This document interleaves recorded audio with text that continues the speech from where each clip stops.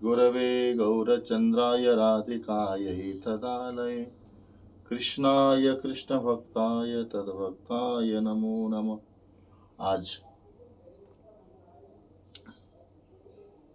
कुछ विवेचना करेंगे।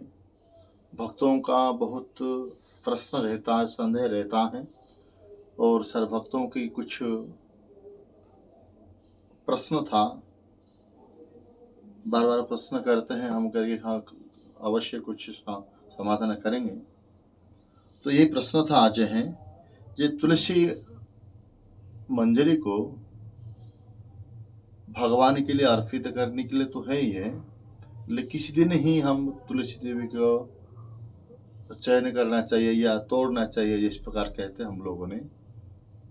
कौन से दिन में उसको तुलसी महारानी को हम चयन करेंगे और कौन से दिन में नहीं, क्योंकि तुलसी का स्वरूप यही है, काची तुलसी कल्याणी गोविंद चरण प्रिय। जो भगवान के चरण अत्यंत अत्यंत प्रिय है तुलसी महारानी, और बिना तुलसी के द्वारा कभी भी भगवान को प्रसाद अर्पित नहीं हो सकता है। भगवान को प्रसाद अर्पण करना है, भगवान को प्रसाद पवाना है, तो एक ही मात्र तरीका है, तुलसी महारानी के माध्यम से ही होगा। इसीलिए जब तक हम तुलसी नहीं डालेंगे, 56 प्रकार के भोग बनाएंगे और उसमें तुलसी डालेंगे नहीं, तो सारे व्यंजन व्यर्थ चला जाता है। 56 भोग 36 व्यंजन, बिना तुलसी एक नहीं मानी।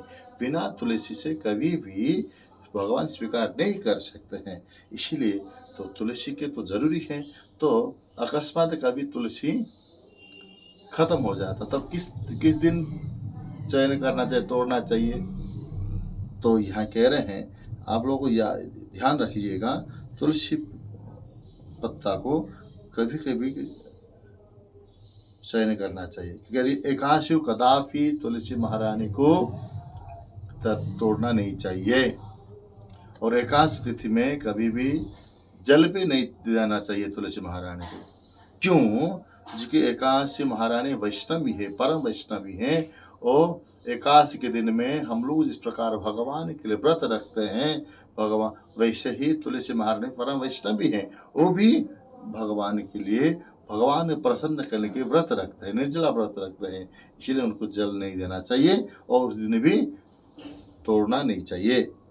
दूसरी है, द्वादशी को भी कभी तोड़ना नहीं चाहिए, और तीसरा है, चतुर्दशी में कभी तोड़ना नहीं चाहिए, और चौथा है तो कह रहे पूर्णिमा तिथि में कभी भी तोड़ना नहीं चाहिए, और अमावस्या तिथि में भी तोड़ना नहीं चाहिए, और संक्रांति में भी।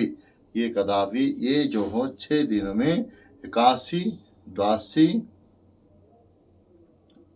और चतुर्दशी, अमावस्या, पूर्णिमा, संक्रांति, ये दिन छोड़ करके और बाकी जितना दिन हो वो दिन हम चयन करके भगवान के चरण में हम अर्पित कर सकते हैं। बोलो वृंदावन बिहारी की जय।